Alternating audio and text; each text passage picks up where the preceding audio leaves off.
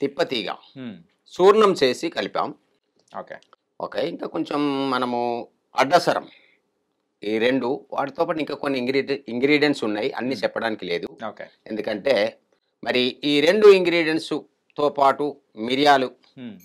మనం కలిపి మిరియాల చూర్ణం కలిపి మనం కషాయం చేసుకొని తాగినట్లయితే హ్మ్. మన శరీరంలో కరోనా వైరస్ ఎక్కడ ఉన్నా మరి దాని బారి నుంచి మనం కాపాడబడతాం. ఓకే. ఇది మనము ఆయుష్ నుండి పరిశోధన చేయించి హ్మ్. సర్టిఫైడ్ చేయబడినటువంటి మెడిసిన్ అండి ఇది. మరి కరోనా గురించి మనం భయపడాల్సిన పని లేదు. ఓకే.